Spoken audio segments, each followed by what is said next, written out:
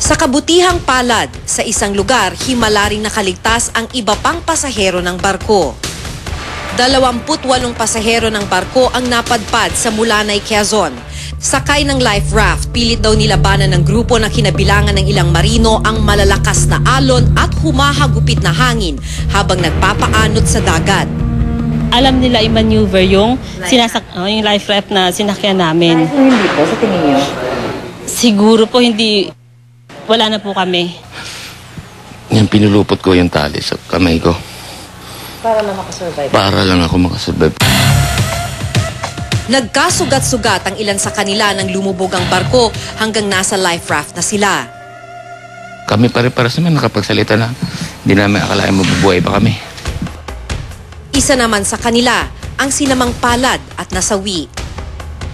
Yung pong iba na naging confident na, nagtanggal na ng life vest, not knowing na may tatama pa sa aming isang malakas, wala na silang life vest. Kaya yung isa po, namatay. Samantala, sa tanggapan ng Sulpicio Line sa Maynila, patuloy ang pagdating ng mga kamag-anak ng mga pasahero. Naghihintay ng balita tungkol sa kalagayan ng kanilang mga mahal sa buhay. Walang makita nga anong ginagawa ng presidente ng Sulpicio Line? Bakit ang tama yun? Wala pa rin.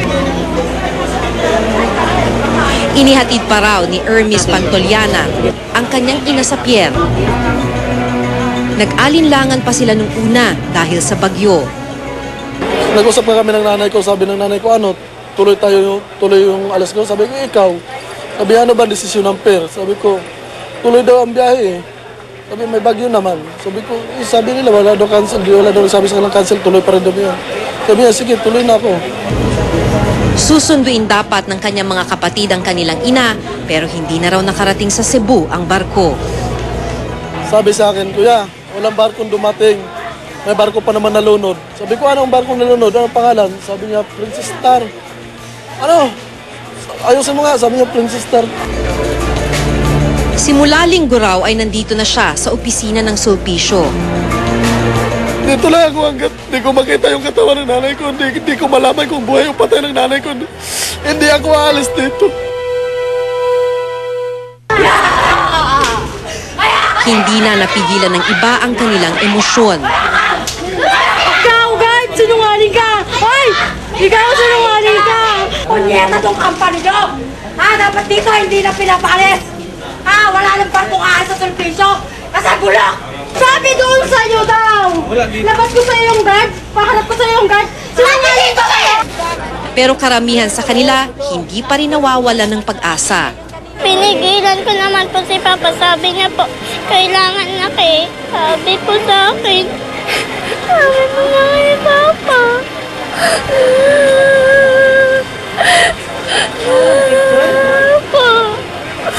Pa, uwi ka dito pa. Paano na lang kami? Kung wala ka. Halos hindi naman makapaniwala ang mga kinatawan ng Sulpicio sa nangyaring trahedya. Ang gusto lang namin iparating sa kanila na kami ay gumagawa talaga ng paraan na makatulong sa paghanap sa search and rescue operations na kinokondak ngayon ng Philippine Coast Guard. Sinusunod daw nila ang lahat ng certifications at tests bago pa man lumayag ang bawat barko.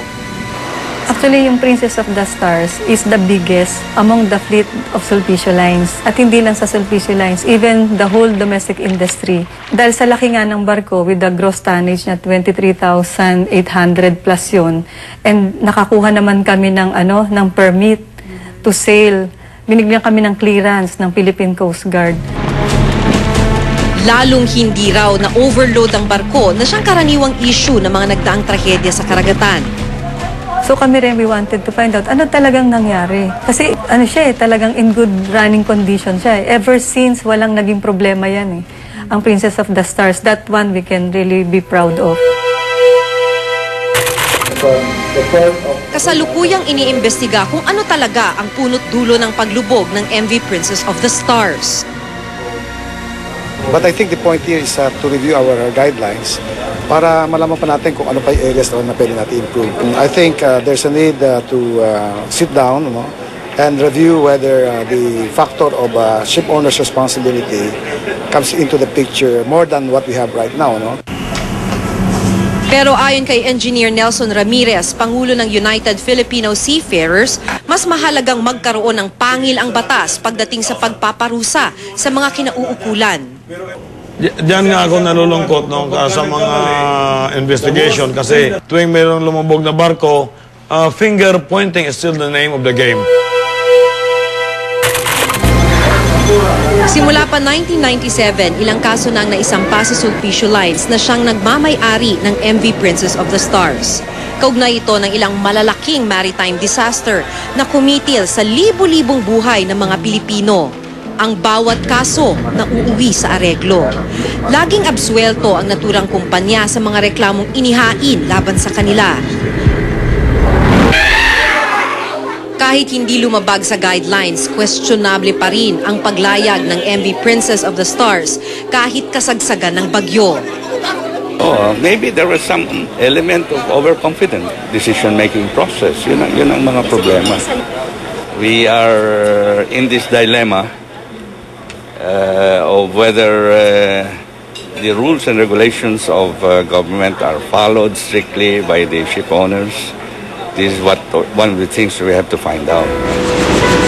Habang tumatagal, lumiliit ang tsansang may makikita pang buhay sa mga pasahero ng MV Princess of the Stars. Habang patuloy na dumarating ang masamang balita, dasal ng lahat, sana'y huwag nang maulit ang malagim na pangyayaring ito. Ako si Maki Pulido at ito ang nakatala sa aking Reporter's Notebook.